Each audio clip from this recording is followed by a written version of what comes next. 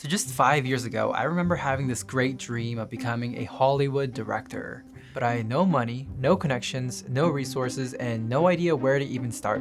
Fast forward to today, and I'm a Sundance, Blacklist, and TIFF fellow. I've sold shorts to places like HBO Max, and I'm currently finishing my first $1.6 million feature film with one of the top editors in Hollywood. So how did I do it? And more importantly, how can you?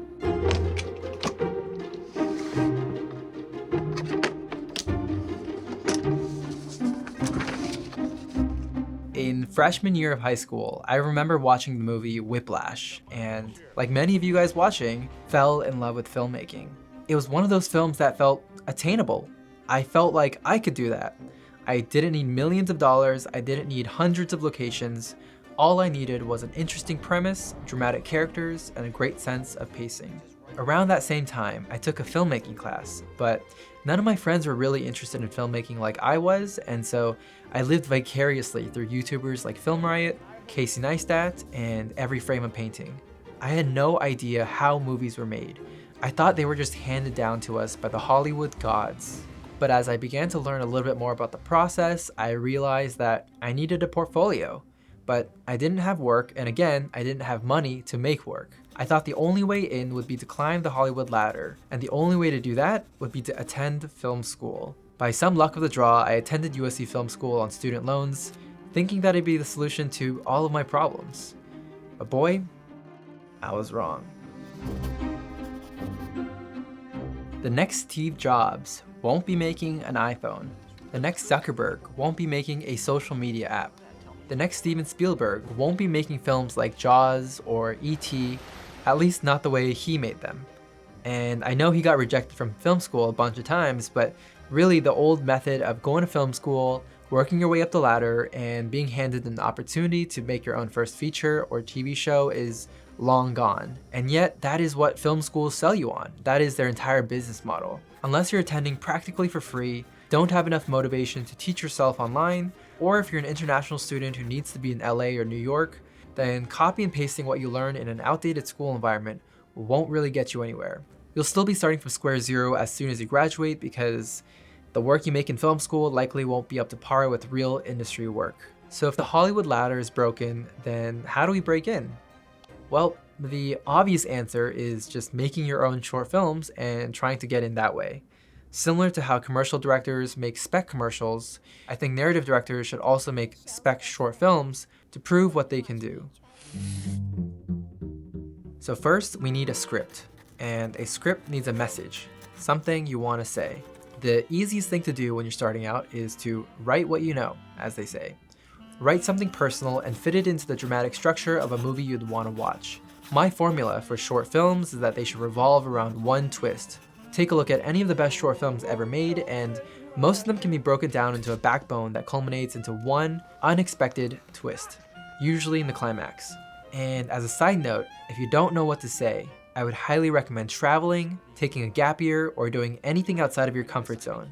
There's a reason why all of my earliest short films were about the monotony of daily life. I was in Groundhog Day, going to school, coming home, doing homework, and then doing it all over and over again until I graduated. Say hi to that stranger, ask that girl out. The more you experience life outside of your own, the more you'll find inspiration for new stories. The more you tap into the diversity and complexity of humanity, the more your stories will equally expand. I think artists should immerse themselves in everything outside of filmmaking, like psychology, sociology, history, philosophy, even mathematics or engineering. You would be surprised how much technical engineering it takes to craft a shot that happens at just the right time and just the right way to look most realistic on screen.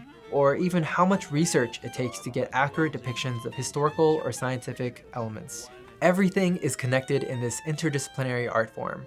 And so always be curious, always be asking, and always be learning. So now that you have your script, you need to assemble your Avengers. Cast actors from Backstage or other similar online sites, through referrals from friends, or from anything that you've seen that you've liked, such as a local theater performance or an indie film where there might be a potential breakout star. And if you were anything like me and didn't have friends to be your crew, I'd recommend reaching out to local film schools and see if there are like-minded, passionate students who are willing to help. In terms of budget, I'd recommend investing the most amount of money in the best actors, DP, or sound mixers and sound designers. I would save money by minimizing locations or combining them together to reduce travel time, and minimize the number of shoot days, crew size, and the number of backgrounds and extras. And to actually find this money outside of your friends and family, I would recommend watching this video on how I raised $1 million, and you can directly apply those outreach strategies to short film campaigns on Kickstarter or Seed and Spark. Let me know in the comments below if you want me to host a step-by-step live webinar or create a downloadable guide on everything I know about fundraising. Be sure to check out my newsletter below where I post helpful stories and the BTS of my journey, and you'll be the first to know if and when that drops. So people say all the time that gear doesn't matter, and as annoying as that is, I think they are right. I don't know if you noticed, but this video was shot completely on my iPhone. I have a key light here, a microphone there, a $100 lens attachment, and I use my personal LUT and power grade to color the footage. And that is it. The Apple log sensor is quite a marvel of engineering, and if you're at that iPhone level filmmaking, I would highly recommend checking out something like this Hohem gimbal, who kindly sponsored this video. I wasn't told what to say, but after testing this tool extensively for weeks, I genuinely believe it's one of the best tools for low-budget independent filmmaking.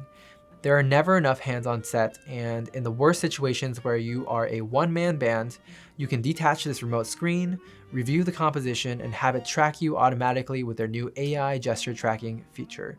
It stands out from other gimbals I've tried because it's specifically made for mobile filmmakers. It really combines multiple high-end Hollywood equipment into one tool, such as a remote-controlled camera head, a Steadicam, a time-lapse slider, a spinning dolly for those Inception-like shots, a SnorCam like in Requiem for a Dream, and it even mimics a crane with its built-in extension pole. It doubles as a power bank for your phone for those long shoots. The RGB daylight tungsten LED acts like an eye light for your subject, and it can track any person or object perfectly for those 360 Michael Bay shots. Check them out down below, give them some love, and thank you to Hohem for being the first sponsor of this channel. I made like $100 total from all of my videos so far, and so they've been a huge supporter of this channel's growth. So when I look back on my career, any small modicum of success I've achieved so far, I attribute to the fact that I've always put all of my eggs into one basket. Instead of making 10 mediocre short films, I put 130% of myself into one short film, kind of like it's the last thing I'm ever gonna make. Instead of writing 10 half-baked short scripts, I've always focused on one, and I've tried to make that one script as best as I can. I would iterate and practice at each step of the process instead of iterating with each completed film. As a writer-director, I am just trying to find the most efficient pathway from the ideas in my head to whatever is on screen. And the more I repeat this connection, the stronger it becomes, the more accurate it becomes, and I can improve my taste, my ideas, and the way they are translated onto the screen through proper communication and leadership with my collaborators. At the end of the day, the only metric that counts is the quality of your film, and so focus on that variable as much as you can and forget about all the rest.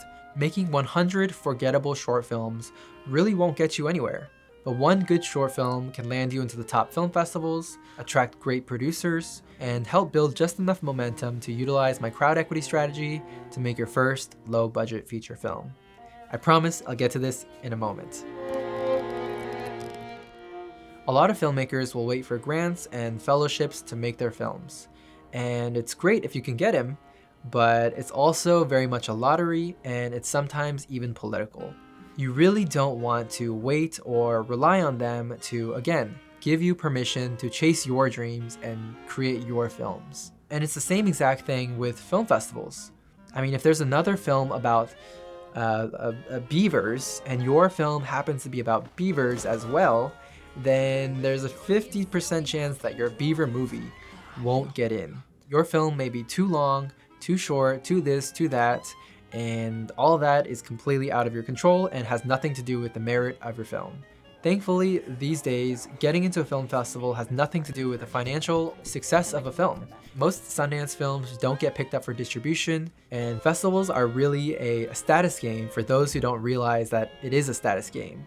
And so you should probably save your money and only submit to the top 10 to 15 film festivals. So of course, at the very top, there's Cannes, there's TIFF, Sundance, Berlin, Venice, and that list goes on.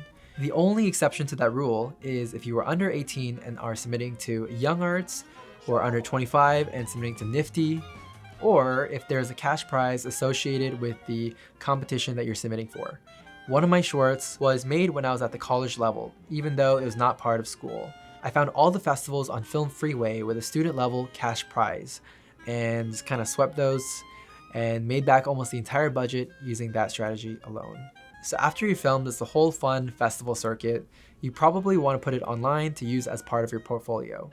A lot of filmmakers will aim for Vimeo Staff Pick, Short of the Week, Film Supply, or other similar online platforms. Unfortunately, there isn't that much traffic to short films these days with the advent of TikTok and Instagram, and so it really is like a glorified graveyard for these films, but there's nothing better yet, so it'll have to do. Okay, so now you made a short film that you're proud of and you've proven yourself. Now what? How do you turn this into an actual professional career?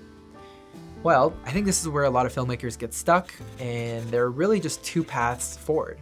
The first path is spending the next 3 to 15 years writing a commercial feature film or TV pilot, getting an agent, taking water bottle meetings around Hollywood, and playing Tom and Jerry with all these film financiers. I know filmmakers who have won Oscars with their shorts, have won Sundance, and they are still trying to get their first feature film made. It is that competitive. And once they get into that system and convince Hollywood to make their first project, they are constantly battling the commercial versus the creative, the studio executives and their corporate commercial notes versus their personal creative instincts. It is such a risk-averse industry because it is so expensive and risky, so a lot of people will try and push it to become more generalized. Every $100,000 that gets added to the budget, you personally feel this pressure to make it more commercial, and it is the fatal flaw of trying to create meaningful work in a capitalistic society. I was just listening to a podcast where the producer of Whiplash told a story of how the film got made. Apparently the script got rejected from pretty much everyone in town until it landed on her desk. She had apparently seen his first feature, Guy and Madeline Park, at Tribeca because she happened to have a free 2 p.m. slot in her schedule. And so she took the script to Jason Reitman and Cooper Samuelson at Blumhouse, and that is how the short film version of Whiplash got made. This old model of film financing is quite outdated, it's extremely difficult, and the fate of your career relies on the hands of these gatekeepers. It's almost like you can't access their exclusive filmmaker professional party without already having a professional film to show for. But lucky for you, I found a secret backdoor passageway into their party, and that is how I made my first feature film. The second path to becoming a feature film filmmaker is using my crowd equity financing strategy to make your first sub-$1 million feature film. This will help build your portfolio, and it is your calling card to make your bigger budget feature film and to work your way up the Hollywood ladder that way. There are many reasons why I think filmmakers should make a low budget feature before they try and make a bigger feature. For one, I think that making a feature is nothing like making a short film. People always say that a feature film is a marathon, whereas a short film is like a sprint.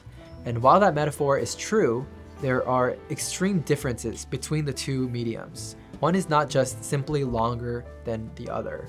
Short films are kind of like learning Spanish if you're an English speaker. The structure and syntax are similar. Feature films, however, are like learning an Asian language. The entire framework is different. The way you breathe, the pacing, and the rhythm of that cinematic language is entirely different to making a short film. While you can storyboard and very accurately control a short film, you really can't do that with a feature. Things are changing every day, every second, and if you shoot a scene before or after lunch, it'll feel completely different. And so you are constantly responding to the film, and it's a completely different workflow, at least for me, and it requires a lot of practice to get that accurate translation from your head to the screen. Not only will learning from a low budget feature film help you make a better, bigger budget feature film, but it will also be exponentially easier to convince Hollywood executives to believe in you after you made your first feature. Even the greats, Tarantino, Barry Jenkins, Kubrick, Coppola, James Cameron, they've all made a quote-unquote bad first feature.